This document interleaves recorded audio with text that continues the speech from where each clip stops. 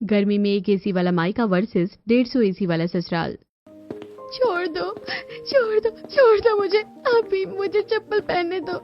माँ छत बहुत गर्म है, माँ छोड़ दो, माँ मुझे छोड़ दो छोड़ दो।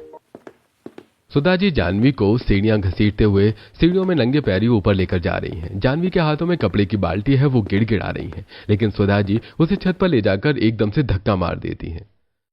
अब तेरी सजा यही है, अब तू यहीं रहेगी, 2 घंटे तक यहीं पर खड़ी रहेगी और इस गर्मी में बिना चप्पलों के, तब तेरी अक्ल ठिकाने आएगी। माँ मुझे छोड़कर मत जाओ, यहाँ बहुत गर्मी है, छत पर भी रहा नहीं जा रहा। माँ प्लीज। चुप कर, आज तू यहीं धूप में सिकेगी, तेरा पापड़ बनेगा, तब तेरी अक्ल ठिकाने आएगी। सुधा जी छत का दरवाजा बंद करके नीचे चली आती हैं। जानवी दरवाजा पीट रही है। माँ प्लीज दरवाजा खोलो, मुझे नीचे आने दो, मेरे पैर चल रहे हैं। माँ सुनो ना, माँ सुनो ना।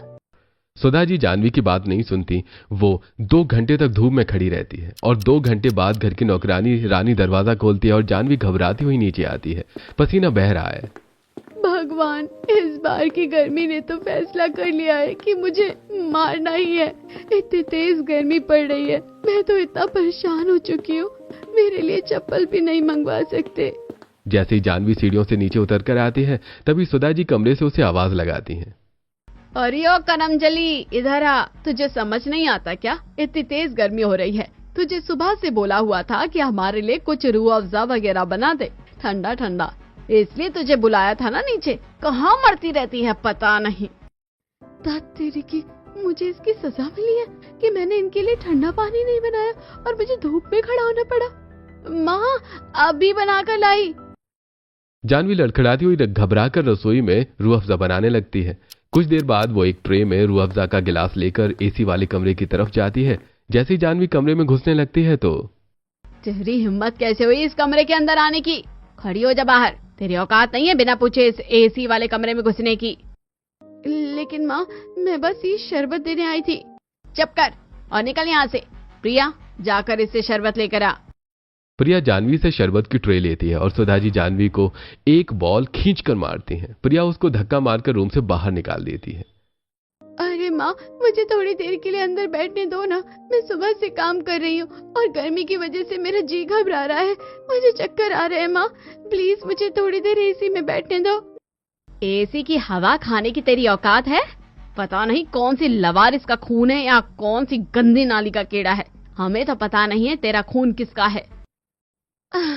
अगर अम्मा जी तुझे मंदिर से उठाकर ना लाई होती तो आज तो हमारी जान का कांटा ना बनती। तू पता नहीं कहाँ से आ गई और हमें कब इससे छुटकारा मिलेगा। हाँ चुड़ैल, तू तो बस बोझ है घर पर, ऊपर से महाराज एसी में बैठने का सपना देख रही है। माँ प्लीज, मुझे बहुत गर्मी लग रही है, मैं चक्कर खा रही हूँ, थोड़ी देर भी नहीं बैठने दोगी? चुप कर और जा बाहर, तेरी सजा भी खत्म नहीं हुई है। जानवी दरवाजे के बाहर खड़ी खड़ी रो रही है। शाम को जानवी को किचन में खाना बनाने के लिए भेज दिया जाता है। जानवी चूल्हे के सामने खड़ी होकर रोटियां और सब्जी बना रही हो। इतनी गर्मी में किचन में खड़े होकर खाना बनाना, मेरे हाथ चल रहे हैं, पैर भी दर्द कर रहे हैं, कितना और सहना पड़ेगा। काश दादी जिंदा होती या मेरे मम्मी पापा यहाँ होते। जानवी रोते रोते खाना बनाती है। खाना बन जाने के बाद सुधा जी, रमेश, आर्यन और प्रिया सब खाना खाते हैं। सब लोग खाना खाकर अपने एक एसी वाले कमरे में सो जाते हैं। जानवी अकेले किचन में बर्तन धोती रहती है। उसके बाद वो थक कर अपने छोटे से कमरे में जाती है जिसमें ना तो एसी है और ना ही अच्छा पंखा। आखिरकार थोड़ी देर आराम कर पाऊंगी। स्टाइल जो बताए आपकी पहचान, हर मौके के लिए खास कलेक्शन तैयार, अपनी वार्डरोब को दे नया अंदाज। चाहे हो त्योहार की रौनक, ऑफिस की एलिगेंस या फिर किसी खास दिन की सेलिब्रेशन, हर लुक के लिए मिलेगा perfect outfit. Trendy designs, premium fabrics और ऐसे रंग जो आपके कॉन्फिडेंस को करें और भी हाईलाइट। अब इंतजार किस बात का, आज ही विजिट करें इंदीजी स्टोर और अपने फैशन गेम को करें अपग्रेड। वेबसाइट विजिट करने के लिए डिस्क्रिप्शन में दिए गए लिंक पर अभी क्लिक करें और अपना फेवरेट लुक आज ही चुनें। जानवी लेटने की तैयारी करती है, तभी उसके पिता रमेश कमरे के बाहर आते हैं। अरे महारानी हो रही है क्या? कलेक्टर बन रही है? पंखा चला रही है? बिजली का बिल कौन भरेगा, तेरा बाप या तेरी माँ? रमेश अंदर आकर पंखे का स्विच ऑफ कर देते हैं और कमरे की लाइट भी बंद कर देते हैं। पापा पंखा मत बंद करो, इतनी तेज गर्मी पड़ रही है, बिना पंखे के कैसे सो पाऊंगी? मैं तो गर्मी से घुट रही हूँ। हमें नहीं पता तू कैसे सो पाएगी। हम तेरा खर्चा उठाने के लिए थोड़े ना यहाँ बैठे हैं मनहूस कहीं की। पैदा होते ही माँ बाप मंदिर में छोड़ गई और फिर हमारी छाती पर मूंग डलने आ गई। पापा प्लीज, सिर्फ एक रात के लिए, मैं बहुत थक गई हूँ, गर्मी में सांस भी नहीं ले पा रही हूँ। हाँ, अम्मा जी का पुराना कमरा मिला हुआ है ना, लगी है, वरना तेरी औकात इस कमरे में रहने की भी नहीं है। अब ज्यादा नखरे मत कर। पंखा बंद कर दिया है, चालू करने की हिम्मत मत करना। अगर चालू किया तो हमसे बुरा कोई नहीं होगा, समझ गई ना? रमेश जानवी को चेतावनी देकर चले जाते हैं और अपने एक एसी वाले कमरे में सो जाते हैं। इतनी गर्मी में बिना पंखे के कैसे सोऊंगी? जानवी पसीने से तरबतर होकर करवटें बदल रही है। गर्मी इतनी है कि नींद नहीं आ रही है। कुछ देर बाद वो चुपचाप उठती है और छत पर चली जाती है। यहाँ थोड़ी राहत मिल रही है, नीचे तो जैसे भट्टी है। अगले दिन भरी दोपहरी में फिर वही सिलसिला शुरू होता है। जानवी, सब्जी मंडी से ताजी सब्जियां ले आ। माँ, बाहर धूप कितनी तेज है, पैर जल रहे हैं, क्या जरूरी है अभी भेजना? ज्यादा जुबान मत चला, और अब तू बिना चप्पलों के जाएगी। जानवी बिना चप्पलों के भरी दोपहरी में सब्जी मंडी चली जाती है। लौटते समय उसके पैर जल रहे हैं और चेहरा लाल हो गया है। वो फ्रिज से बोतल निकाल रही होती है। माँ, बहुत गर्मी है, थोड़ा सा ठंडा पानी पीने के लिए दे दो ना। मैं सब्जी ले आई थी, बहुत गर्मी थी, पानी पीने के लिए दे दो मुझे। हाँ हाँ, तू महारानी है ना, जो ठंडा ठंडा पानी पिएगी। जा, टंकी का पानी पी ले। मजबूरी में जानवी टंकी का गर्म पानी पीती है। उसके बाद खाना बनाने रसोई में जाती है और जैसे ही खाना खाने बैठती है। ओ महारानी, कपड़े सुखाने तेरा बाप आएगा क्या? जा पहले छत पर कपड़े सुखा कर आ, और हाँ, बिना चप्पल के ही जा, सीढ़ियाँ गंदी नहीं होनी चाहिए। जानवी बिना चप्पलों के छत पर कपड़े सुखाने जाती है और आकर खाना खाने बैठती है। माँ, खाना दे दो, बहुत भूख लगी है। ये ले रोटी और नमक खा ले, सब्जी और दाल कल खाना, तेरी औकात नहीं है इतनी। सिर्फ रोटी? हाँ, वरना मोटी हो जाएगी। गर्मी में हल्का खाना अच्छा होता है। जानवी चुपचाप रोटी और नमक खाती है। भरी दोपहरी में सब्जी मंडी भेजना, बिना चप्पल के छत पर कपड़े सुखाने भेजना, खाने में सिर्फ रोटी नमक देना, ठंडा पानी न देना, पंखा बंद करके अंधेरे कमरे में सोने को मजबूर करना, जैसे टॉर्चर उस पर किया जाता है। एक दिन दोपहर में जानवी मंदिर चली जाती है। वो देवी माता की मूर्ति के सामने घुटनों के बल बैठ जाती है। देवी माता, मुझे पता नहीं मेरे माँ बाप कौन है। दादी मुझे छोड़कर चली गई, आप भी मुझे क्यों नहीं उठा लेती? मैं यहाँ रोज गर्मी में जल रही हूँ, कोई मेरी परवाह नहीं करता, प्लीज मुझे ले लो। तभी पीछे से पंडित विष्णु शास्त्री आते हैं और जानवी को रोता देखकर बोलते हैं, अरे बेटिया, ऐसी बातें क्यों कर रही है? ऐसे मरने की बात नहीं करते बेटा। तेरी दादी मरने से पहले मुझे तेरी जिम्मेदारी सौंप कर गई थी। अब तू चिंता मत कर, तेरे लिए रिश्ता देखा जा रहा है, शादी हो जाएगी तो सब ठीक हो जाएगा। पंडित जी, मुझे यहाँ बहुत तकलीफ हो रही है, गर्मी में सांस नहीं ले पा रही हूँ, ये लोग मेरा जीना मुहाल कर रहे हैं। बस थोड़ा और सब्र कर ले, घर जा, मैं सब संभाल लूंगा। जानवी घर लौट आती है। कुछ दिनों बाद पंडित जी जानवी के घर आते हैं। सुधा जी सुनिए, मैं जानवी के लिए एक रिश्ता लेकर आया हूँ। परिवार साधारण सा है, शादी करवा दे तो इसकी जिम्मेदारी भी खत्म हो जाएगी। लेकिन पंडित जी, हम कुछ नहीं दे पाएंगे दहेज में, और शादी में भी जाने का झंझट हम क्यों उठाएं? हम इस अनाथ के लिए कुछ नहीं कर सकते। हाँ, हमारी हालत आप जानते ही हैं, और हमारे खुद के 2 बच्चे हैं। अरे आप लोग चिंता मत कीजिए, मैंने उन परिवार वालों से बात कर ली है, वो समझदार हैं। आप लोगों को आने जाने की जरूरत नहीं है, मैं ही सारी चीजें संभाल लूंगा और शादी करवा दूंगा। ठीक है पंडित जी, वैसे भी हमें इससे छुटकारा चाहिए, आप जो ठीक समझे कर लीजिए। हाँ, आप ही सब देख लीजिए।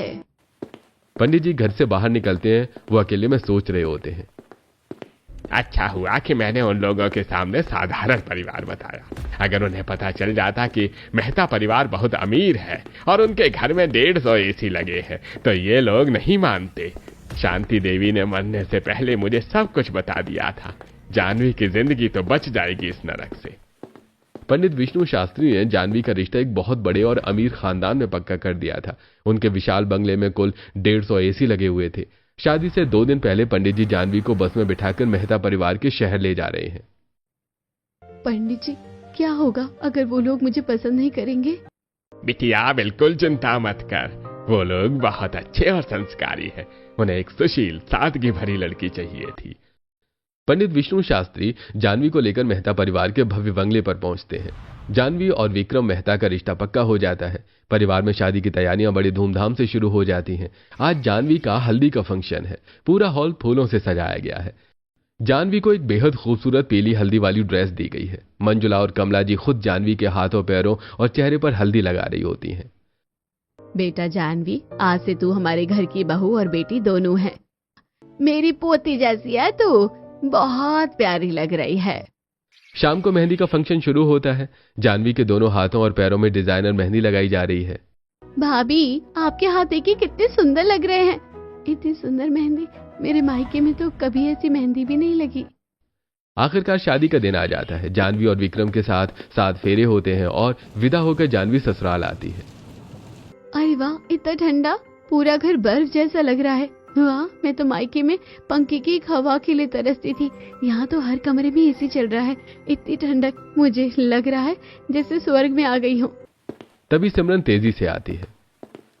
अरे भाभी, भाभी, भाभी, चलो भैया के कमरे में चलते हैं। मैं आपको आपका कमरा दिखा देती हूँ। सिमरन जानवी का हाथ पकड़कर उसे ऊपरी मंजिल पर ले जाती है। कमरा बहुत बड़ा है और शानदार है। बीच में सेंट्रल एसी लगा हुआ है। कमरा फूलों और हल्की खुशबू से महक रहा है। भाभी, आप यहाँ बैठो, भैया थोड़ी देर में आ जाएंगे। जानवी बेड पर बैठ जाती है। कुछ देर बाद 2 नौकर ट्रॉली लेकर कमरे में आते हैं।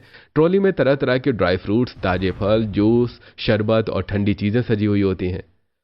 भाभी, शादी में बहुत थकान हो गई होगी ना, कुछ खा लो, भूख लग रही होगी। नहीं नहीं सिमरन, मुझे भूख नहीं लग रही है, लेकिन मुझे बहुत अच्छा लग रहा है। इतना ठंडा ठंडा ठंडा ठंडा सा लग रहा है। तभी सास मंजुला कमरे में आती है। वो जानवी के पास बैठ जाती है और उसके सिर पर प्यार से हाथ फेरती है। बेटा, पंडित जी ने हमें सब कुछ बता दिया था। तुम्हारे मायके में तुम्हें कितनी तकलीफ हुई, कितनी गर्मी में जलना पड़ा, सब पता है हमें। जानवी की आंखों में तुरंत आंसू आ जाते हैं। वो सिर झुका लेती है।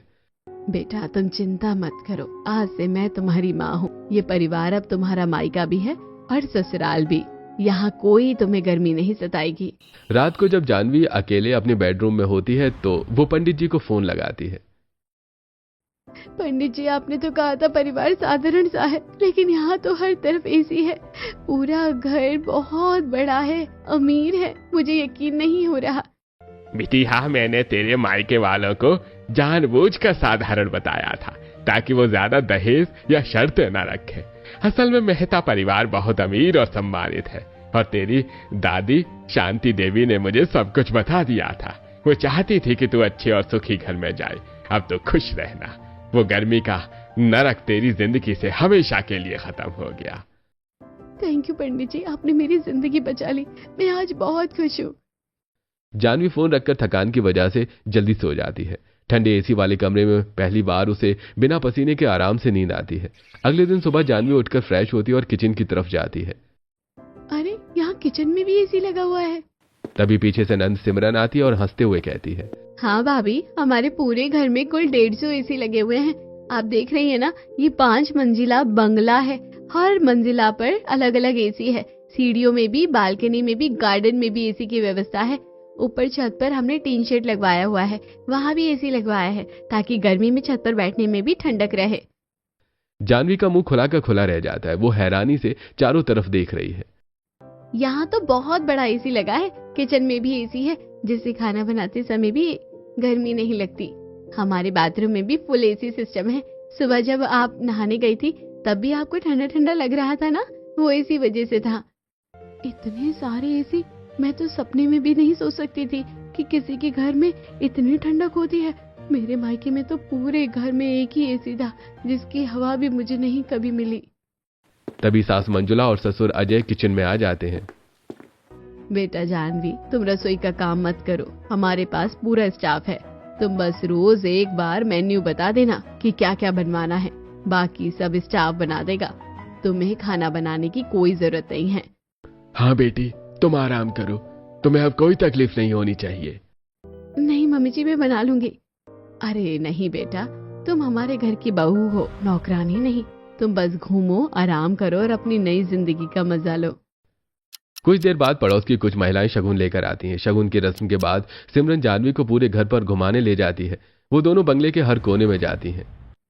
इतना बड़ा घर और हर जगह एसी, मुझे लग रहा है जैसे मैं किसी होटल में रह रही हूँ। भाभी, अब ये आपका घर है, जितना मन करे घूमो। गर्मी में तो हम छत पर भी बैठकर चाय पीते हैं, वहाँ भी एसी चलता है। शाम होते होते सास मंजुला जानवी के कमरे में जाती है। उनके हाथ में एक बहुत सुंदर और महंगा व्हाइट कलर का बटरफ्लाई गाउन है। गाउन सॉफ्ट, फ्लोई और एम्ब्रॉयडरी वाला है, जिसमें हल्के गोल्डन वर्क और सीक्वेंस की चमक है। बेटा जानवी, ये लो, आज शाम को तुम्हें ये गाउन पहनना है, हम पार्टी में जाएंगे।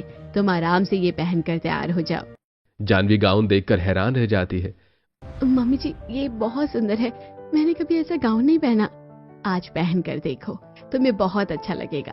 विक्रम को भी बहुत पसंद आएगा। तैयार होकर नीचे आना, हम सब गार्डन में बैठ रहे हैं। मंजुला कमरे से बाहर चली जाती है। थोड़ी देर बाद जब जानवी तैयार होकर कमरे से बाहर निकलती है, उसके बाल खुले हैं और हल्का मेकअप किया है। वाह, इतना सुंदर गाउन, मुझे लग रहा है जैसे मैं किसी फिल्म की हीरोइन बन गई हूँ। जानवी धीरे धीरे सीढ़ियां उतरकर नीचे गार्डन की तरफ जाती है। जैसे वो गार्डन में पहुंचती है, पूरा परिवार उसे देखकर मुस्कुरा उठता है। वाह भाभी, आप तो बहुत खूबसूरत लग रही हैं। ये गाउन आपको परफेक्ट सूट कर रहा है। मेरी बहू तो राजकुमारी जैसी लग रही है आज। देखा, मैंने कहा था ना कि तुम्हें बहुत अच्छा लगेगा। जानवी शर्मा रही थी। वो गार्डन में बने सुंदर सोफे पर धीरे से बैठ गई। कितना फर्क है ना, एक तरफ एक एसी वाला मायका जहाँ गर्मी में सांस लेना भी मुश्किल था, दूसरी तरफ 150 एसी वाला ससुराल। सच में मैं बहुत लकी हूँ। तभी विक्रम गार्डन में आ जाता है। अरे वाह जानवी, ये गाउन तुम पर बहुत खूबसूरत लग रहा है। Thank you. भैया, भाभी, मम्मी पापा आपको हनीमून के लिए बाली भेज रहे हैं। रेडी हो जाओ, अगले हफ्ते आपको जाना है। क्या, बाली? अरे वाह, क्या बात है, मजा आ जाएगा। शादी के कुछ दिनों बाद विक्रम जानवी को फ्लाइट से हनीमून पर बाली के पहाड़ों ले गया। दोनों घूमने फिरने के लिए निकल पड़े। विक्रम, देखो कितनी सुंदर नदी है, पानी कितना साफ और ठंडा है। पसंद आ रही है तो तैयार हो जाओ, आज हम राफ्टिंग करने वाले हैं। राफ्टिंग? मुझे तो डर लग रहा है, लेकिन चलो, मैं पहली बार ट्राई करूंगी। दोनों ने व्हाइट वाटर राफ्टिंग की। ठंडे पानी की तेज धार में राफ्ट ऊपर नीचे हो रहा था। जानवी चीख रही थी और हंस भी रही थी। विक्रम, ये बहुत मजेदार है, लेकिन डर भी लग रहा है, पानी कितना तेज है। अरे डरो मत, मैं तुम्हारे साथ हूँ, एंजॉय करो। वाह, कितना मजा आया, मैं पूरी भीग गई, लेकिन ये एक्सपीरियंस लाइफ टाइम का है। अगले दिन दोनों बंजी जंपिंग करने गए। अब बारी है बंजी जंपिंग की, तैयार हो ना?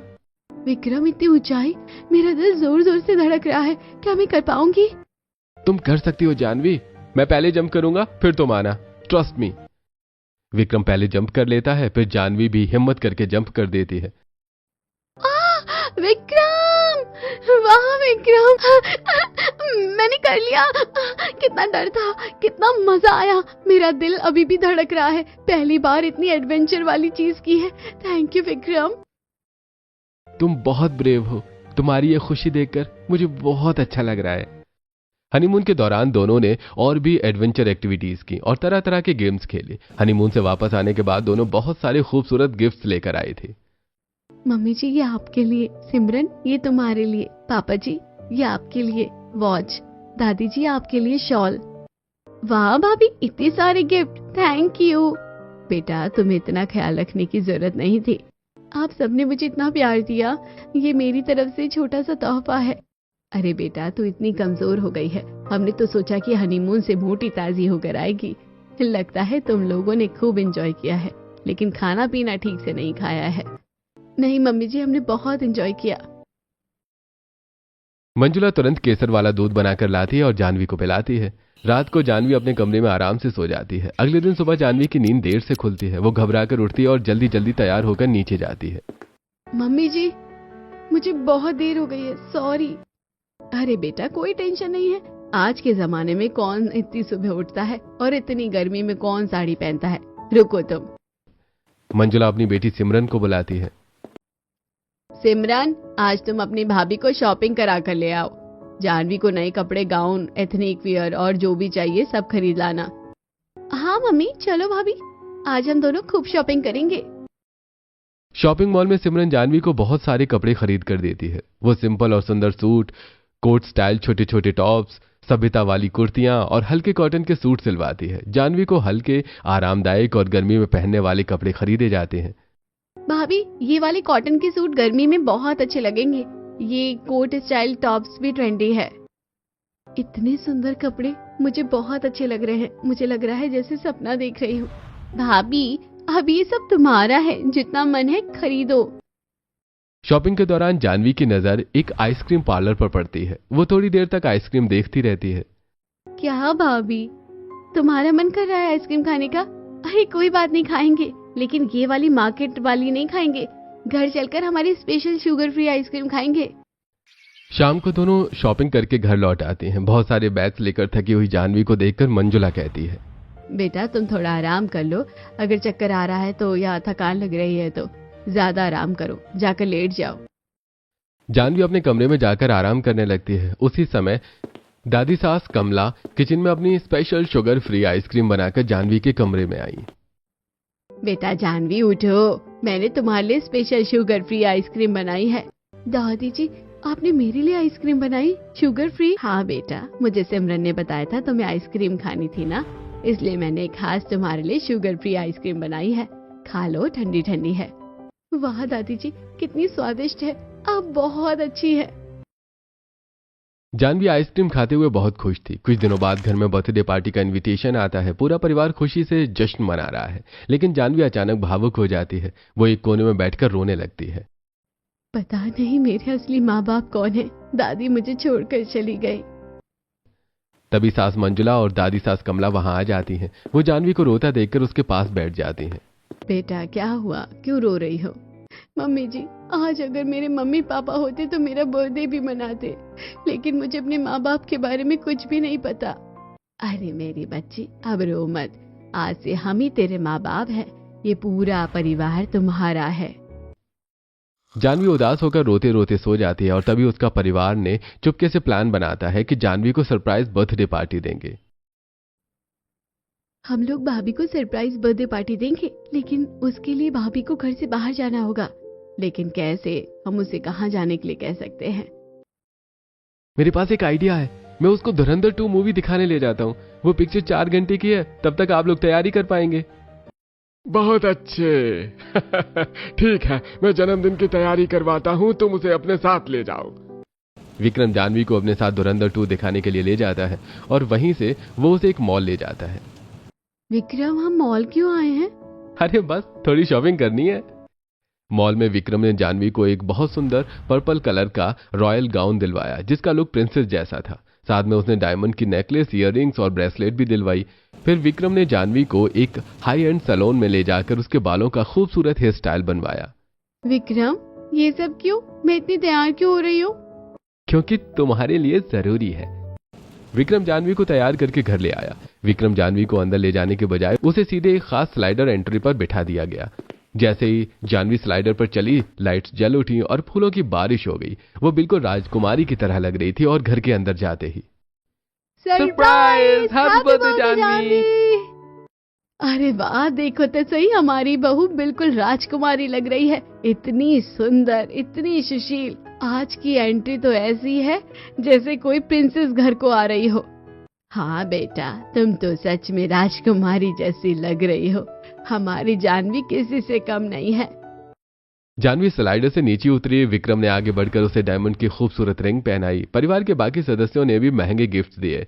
पूरे हॉल को बैंगनी और गोल्डन थीम से खूबसूरती से सजाया गया था। बीच में 7 लेयर का बहुत बड़ा केक रखा हुआ था। पूरे घर में मेहमान भरे हुए थे। हैप्पी बर्थडे मेरी जान, अब से तुम्हारा हर बर्थडे इसी तरह मनाया जाएगा। मुझे यकीन नहीं हो रहा, आप सबने इतना कुछ किया। Thank you Vikram, thank you सबको। आज मैं बहुत खुश हूँ।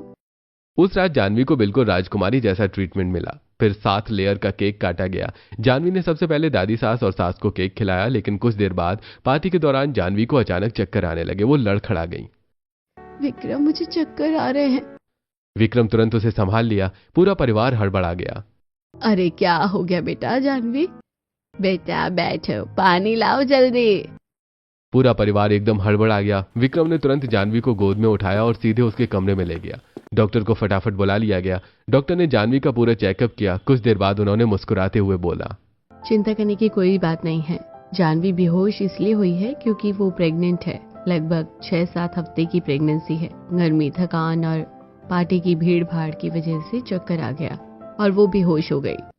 ये सुनते ही कमरे में खुशी की लहर दौड़ गई, लेकिन जानवी हैरान और घबराई हुई थी। प्रेग्नेंट? मैं माँ बनने वाली हूँ? हाँ जानवी, हम पेरेंट्स बनने वाले हैं। बहुत बहुत कंग्रेचुलेशंस। बेटा, अब तुम्हें बहुत आराम करना होगा। गर्मी में पहले भी तुम बहुत परेशान हो रही हो, इसलिए अब हम कोई रिस्क नहीं लेंगे। हमारे घर में नई मेहमान आने वाली है। बहुत खुशी की बात है। उसके बाद से पूरा परिवार जानवी का और भी ज्यादा ख्याल रखने लगा। कुछ दिन के बाद जब जानवी मंदिर जाना चाहती थी तो मम्मी जी, मैं मंदिर जाना चाहती हूँ, मन्नत मांगी है। हाँ बेटा, मंदिर चलेंगे, लेकिन नंगे पैर नहीं, तुम कार में बैठकर जाओगी। लेकिन माँ, मैंने नंगे पैर मन्नत मांगी थी। बेटा, अब तुम्हारी हालत अलग है। गर्मी में धूप में खड़े होने से तुम्हें और तुम्हारे बच्चे को नुकसान हो सकता है। हम ओपन रूफ कार मंगा लेते हैं, तुम उसमें जाना। घर वाली जानवी को धूप में बिल्कुल नहीं जाने देते थे। अगर कभी किचन में वो खाना बनाने लगती और उसे पसीना आने लगता तो मंजुला तुरंत उसे रोक देती। अरे बेटा, किचन में पसीना आ रहा है, निकलो बाहर। तुम्हें अब गर्मी बिल्कुल नहीं लगनी चाहिए।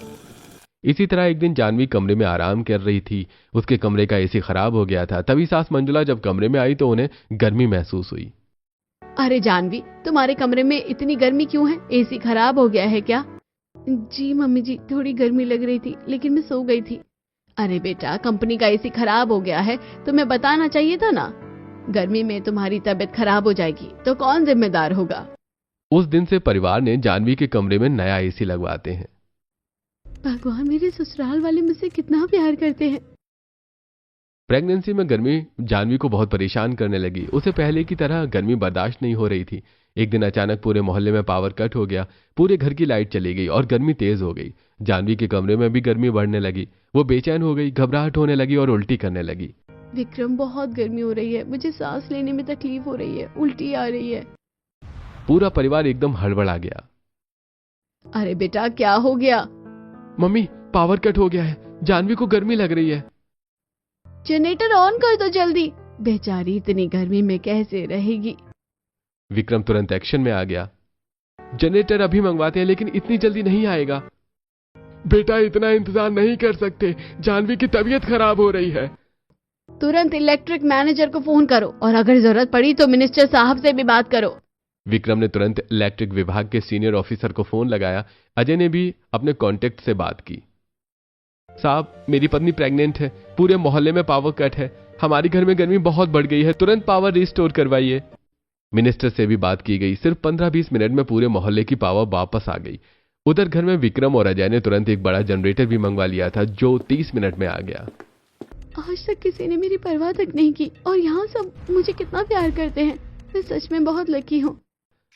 वहीं एक दिन जानवी बालकनी में बैठी थी। घर की बालकनी में भी खास इंतजाम था। बेटा, ये पर्दा डाल दो, एसी चला दो, आराम से बैठो और बाहर का नजारा भी देख सकती हो। गर्मी बिल्कुल नहीं लगेगी। थैंक यू मम्मी जी। एक दिन जानवी चेकअप के लिए डॉक्टर के पास जा रही थी। इस बार वो सास अंजुला के साथ कार में बैठी थी। कार का एसी फुल स्पीड पर चल रहा था। रास्ते में अचानक जानवी पर सुधा, रमेश और प्रिया की नजर पड़ी। अरे वो जानवी नहीं है क्या? हाँ, वही तो लग रही है, इतनी बड़ी कार में एसी वाली। जानवी और मंजुला कार में बैठकर घर लौट रही थी। तभी सुधा, रमेश और प्रिया ने उनके लग्जरी कार का पीछा करना शुरू कर दिया। कार आकर एक बड़े से महल जैसे बंगले के सामने रुकी। जानवी और मंजुला अंदर चली गई। देखा, ये तो उसी के ससुराल का बंगला है। इतना बड़ा महल। चलो अंदर चलकर पता करते हैं। तीनों अंदर घुस गए। जैसे उन्होंने अंदर का नजारा देखा, हर तरफ एसी चल रही थी, ठंडक फैली हुई थी, लग्जरी फर्नीचर, बड़े बड़े कमरे, तो उनके मुंह खुले के खुले रह गए। यहाँ तो हर जगह एसी है, कितनी ठंडक है। पंडित जी ने तो हमें बताया था कि साधारण परिवार है, ये क्या धोखा है? वो तीनों सीधे पंडित विष्णु शास्त्री के पास गई और उनसे लड़ने लगी। पंडित जी, आपने हमें धोखा दिया। आपने कहा था कि लड़का साधारण परिवार का है, लेकिन ये तो 150 एसी वाला महल है। आपने उस अनाथ की शादी ऐसे अमीर घर में कर दी और हमें कुछ बताया तक नहीं। मैंने झूठ नहीं बोला, मैंने सिर्फ इतना कहा था कि परिवार अच्छा है। जानवी की दादी शांति ने मुझे वचन दिया था कि मैं उनकी पोती को अच्छे घर में ब्याहूं। मैंने सिर्फ वही किया। अरे वो लोग उस अनाथ को राजकुमारी की तरह रख रहे हैं और हमें कुछ पता ही नहीं है। कुछ दिन बाद सुधा, रमेश और प्रिया मेहता परिवार के बंगले पर पहुंच गए। जब उन्होंने बैल बजाई तो पूरा परिवार बाहर आ गया। बहन जी, हमें तो कुछ पता नहीं था। पंडित जी ने हमें बताया ही नहीं कि हमारी बेटी की शादी इतने बड़े घर में हो रही है। हम तो सोचते थे कि इसके असली माँ बाप मिल गए हैं। हम तो अपनी बेटी को राजकुमारी की तरह रखना चाहते थे, उसके कन्यादान का पूरा अधिकार चाहते थे। अब आप लोग यहाँ क्यों आए हैं? जानवी अब हमारी बेटी और बहू है। हम गलती मानते हैं, हमें नहीं पता था कि हमारी बेटी इतनी भाग्यवान है। तभी दादी सास कमला आगे आई। जानवी की असली दादी शांति देवी ने ही पंडित जी को सब कुछ बताया था। उन्होंने मुझे भी बताया था कि जानवी को इस नर्क से निकालना है। हमने जानवी को सिर्फ इसलिए इतना प्यार दिया क्योंकि वो इस लायक है। तो अब क्या करें? हमें तो हमारी बेटी से मिलना है। समझ रही हूँ। बताओ तुम्हें कितनी कीमत चाहिए? सुधा, रमेश और प्रिया का असली चेहरा सामने आ गया था। जानवी ऊपर बालकनी से सब कुछ देख रही थी। अब बहन जी, हमने इसे पाला पोसा है। ये तो लावारिस थी। हमने इसे महारानी बनाकर रखा था। अगर हम इसे नहीं पालते तो अब तक इसका क्या हाल होता? अगर हम ना होते तो ये आज गंदी नाली का कीड़ा बनकर पड़ी होती। ये सुनते ही मंजुला का खून खौल उठा। वो आगे बढ़ी और सुधा के गाल पर जोरदार थप्पड़ मार दिया। चुप! एक शब्द और अपनी जुबान पर मेरी बहू का नाम लिया तो मैं तुम्हारी जुबान खींच लूंगी। आज के बाद मेरी बहू को देखने की भी हिम्मत मत करना। जानवी बालकनी से सब देख रही थी। उसकी आंखों में आंसू आ गए। मंजुला ऊपर आई और जानवी को जोर से गले लगा लिया। रो मत बेटा, अब तुम्हें किसी की कमी महसूस नहीं होने दूंगी। मैं तुम्हारी माँ हूँ। तभी अचानक जानवी को तेज लेबर पेन शुरू हो गया। मम्मी जी, बहुत दर्द हो रहा है। जानवी, डॉक्टर को बुलाओ, जल्दी कार निकालो। पूरी फैमिली हड़बड़ा गई।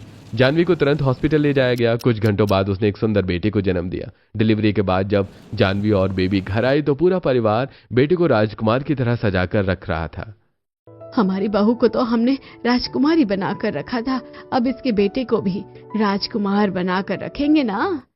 हमारे घर का चिराग है ये। जानवी बेड पर लेटी हुई सब देख रही थी। उसकी आंखों में खुशी के आंसू थे। जिसके मायके में सिर्फ एक एसी था और वो भी मुझे कभी नहीं मिलता था, आज मुझे 150 एसी वाला ससुराल मिला। मैंने कभी सपनों में भी नहीं सोचा था कि मेरी जिंदगी इतनी बदल जाएगी।